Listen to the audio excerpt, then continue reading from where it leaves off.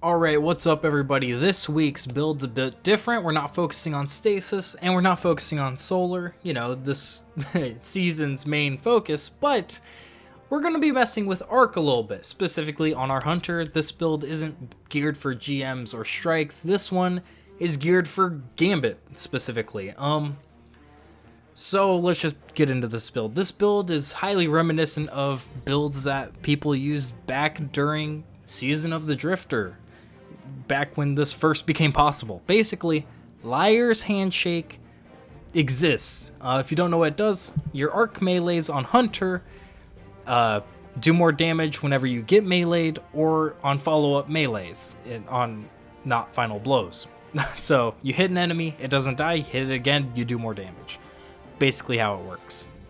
Now, I'm using top tree Arcstrider because if you kill an enemy with your melee, you get dodge, and if you're using Gambler's dodge, you dodge and get melee. So it's just an endless loop, so you can chain, kill, just adds to just keep doing that. Don't use any ammo doing that, so it's pretty efficient. But I also have a 1-2 punch shotgun on. There's a few different ones in the game. 2 of them are from raids, and they're both arc. There's a few others. Most of them are arc. There's 1 or 2 kinetics and 1 or 2 voids. I don't think there's any solars, and I know for a fact Fractal Sith is not a 1-2 punch shotgun. So anyways, you have your 1-2 punch shotgun, which will increase your melee damage more if you land all your pellets.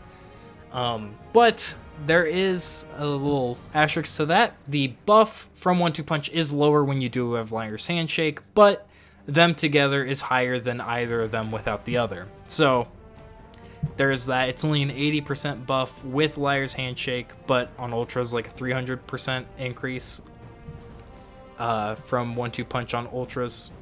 So Liar's Handshake also just helps you in that way too. But I'm using Malfeasance to handle invaders and to help deal with blockers and things like that. Linear Fusion Rifle just because particle deconstruction's a thing. I don't believe I'm using it right now, but if my teammates were using it, it's a great thing to just swap in here and use. But for mods are very important here. I would recommend Focusing Lens just for the slight chance that someone is using Stasis. So you have Revenant on your team, or Shadebinder. Shadebinder throws out a turret, or Revenant supers the Primeval. That's just more damage for you to use. But what we need to focus on really is our elemental well mods. Our well mods, we can use things like Well of Ions, Melee Wellmaker, and maybe an Overcharge Wellmaker just for more ways to create wells than punching things. But something that I think is super important, well, not super important, but very important to this is elemental time dilation. That way you can use Well of Ions, which makes your melees do more damage. You can pick up it, and you can slot 2 of them now since you have elemental time dilation, and it'll make it last 15 to 20 seconds. So if you pick it up, you can run to the boss, hit them with a 1-2 punch shotgun, hit them with your melee them again, and that'll do a lot of damage. And as you can see in this footage, we melt this Primeval. I don't think I even had Well of Ions active during that, but if you do have it active during that, it does get a lot crazier. Now, if you have a team that's building around each other and someone's using like elemental armaments with a stochastic variable or something like that, that would help you a lot too. And maybe that's something that you could do if you have a one small step, you run it with stochastic variable or arc logic, something arc that can get you a lot of kills, maybe even risk runner. Your grenade really doesn't matter here. Arcstrider doesn't have stellar grenades, the super is not great, but the melee is basically your super. It does tons of boss damage, clears majors, and you can clear ads with it all the time. Anyways, it's just really fun to use, especially in Gambit. Would I say it's the greatest meta pick ever? No. But in the games that I was using it, it did make Primeval phase really quick and easy.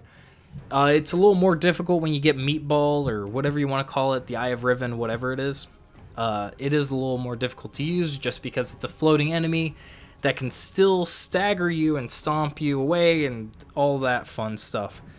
So when you're dealing with all the other Primevals, it's not bad. It's just that one case where it's just not the most wonderful thing to use. Anyways, that is about it for this build. Liar's Handshake is just really good, especially with 1-2 punch shotguns, on top tree Arcstrider, and then Elemental Well mods do bring it up to the next level.